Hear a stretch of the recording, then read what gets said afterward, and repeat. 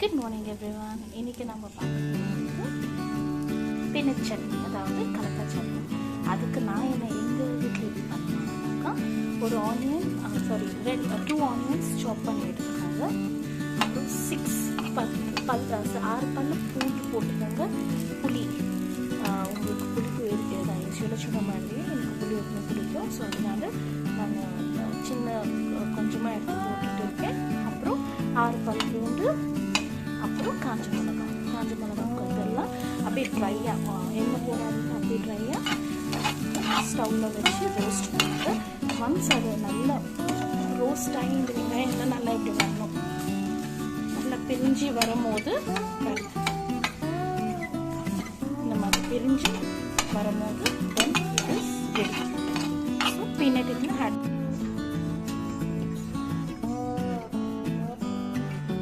எப்பவுமே பீனட்ஸ் நல்லா ரோஸ்ட் பண்ணி வச்சுக்குவேன்.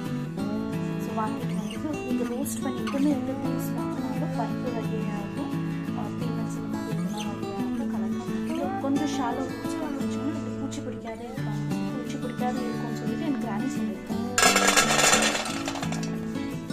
அதுக்குள்ளே எல்லாமே இந்த மாதிரி ஸ்மாஷ் மாதிரி ஆகிட்டு ரோஸ்ட் ஆகிட்டு தெரியுதுங்களா? பூண்டு, காஞ்ச மிளகா எல்லாமே நல்லா ரோஸ்ட் ஆகிட்டு சீலாக உரிக்காமல் இந்த தோல் உரிக்காமே நான் ரோஸ்ட் பண்ணிவிட்டு அப்படியே நான் பாக்ஸில் போட்டு வச்சுருக்கேன் காய்ட்டு.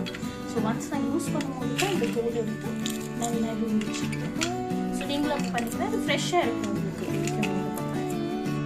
கம்ப்ளீட்டாக இது பண்ணி வச்சுருக்கோம். 1-2 இருக்கலாம், மோஸ்ட் பாருங்கள் இப்படி இருக்கலாம். ஸோ அது வந்துட்டு நம்ம இப்படியே ஆட் பண்ணிக்கோங்க.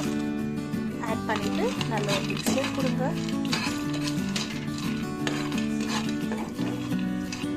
இதில் நான் இப்போ சால்ட்டு, ஆயிலு எதுவுமே ஆட் பண்ணலாம். நீங்கள் என்ன பண்ணலாம், அரைக்கும் போது மிக்சரில் போடும்போது தான் நீங்கள் கொஞ்சம் சால்ட்டு வாட்டரும் ஆட் பண்ணிக்கலாம். ஏற்கனவே சொன்ன மாதிரி நான் இது ரோஸ்ட் பண்ணி தான் வச்சுருக்கேன் கல்லுக்கா. ஸோ அதனால் நீங்கள் சும்மா நார்மலாக இது ஹீட் கொடுத்தா போதும், அந்த டேஸ்ட் வர்றதுக்கு பீனட் டேஸ்ட் வரும். ஓகேவா?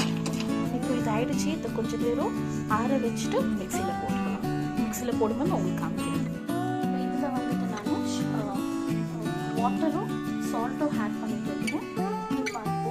பண்ணி வச்சிருக்க மிக்சரை இதில் போட்டு மிக்சர் ஆட் பண்ணி ஆச்சு.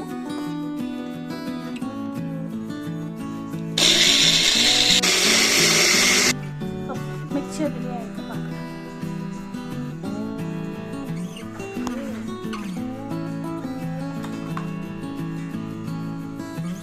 நல்லா பேஸ்ட் ஆகிடுச்சு. ஆக்சுவலி நான் இதுக்கு வந்து கொஞ்சம் பேர் தாளிக்குவாங்க. ஆக்சுவலி சட்னியை தாளிக்குவாங்க.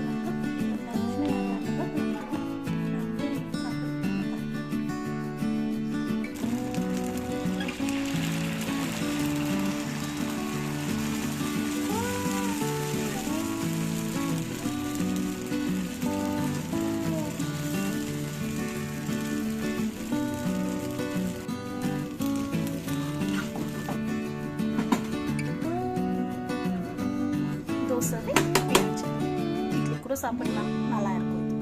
இந்த வீடியோ உங்களுக்கு பிடிச்சிச்சு லைக் பண்ணுங்கள், ஷேர் பண்ணுங்கள்.